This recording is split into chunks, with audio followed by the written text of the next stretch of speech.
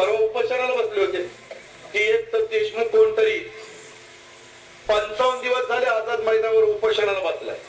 कोण देशमुख का कोणतरी हा बसलाय ना. पाणी सुटलं, पाणीच नाही तर काय सोडतात, काय मुक्ता का तिथं अवघडच झालं. बरं पाणी प्यायला मिळालं त्याच्यामुळे लघवी पण होईल. रात्री 2 वाजताच लाईट पण करताय. हा माझ्या ते लक्षात आलंय कारण मी बघितलंय अलीकडे रात्री जशी जशी वीज खूपच जायला लागली तसं तसं मुलं इतकी जन्माला यायला लागली की काय कारण लाईट नसल्यावर काय काम आहे. आज बघा तो अजित पवार काय बोलले. धरणामध्ये पाणी येत नसेल तर मी काय जाऊन मुतू.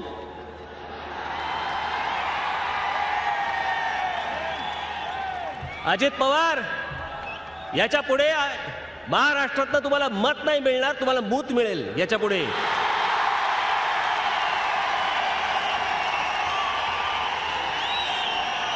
दोन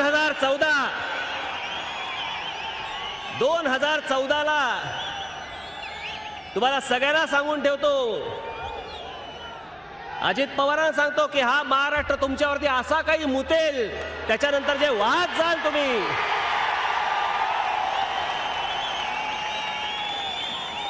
त्याच्यानंतर हे जे वाद जातील ना ह्याला कळणार पण नाही कारण मध्ये बंधारे पण नसतील आणि धरणही नसतील. तेव्हा त्यांना कळेल अरेच्या आता तरी बंधारे बांधायला पाहिजे होते, आम्ही धरणं बांधायला पाहिजे होती, किमान हे महाराष्ट्र मुतल्यावरती आम्ही कुठेतरी अडलो असतो. इतकी घाणेरडी भाषा करता तुम्ही. महाराष्ट्रामध्ये लोड शेडिंग म्हणे चालू आहे त्याच्यामुळे म्हणे मुलं पैदा होत आहेत.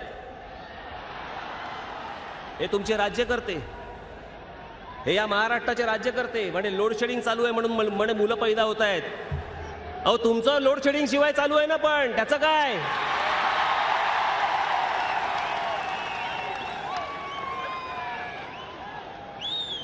इतकी गलिच्छ आणि घाणेरडी भाषा वापरता तुम्ही महाराष्ट्रासाठी जो होरपळतोय महाराष्ट्र दुष्काळामध्ये.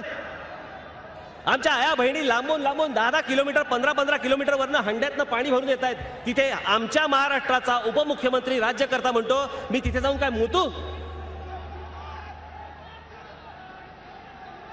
लाज नाही शरम नाही, याला मा झालाय, पैशाचा मा झालाय. याला माहितीये आम्ही काही बोललो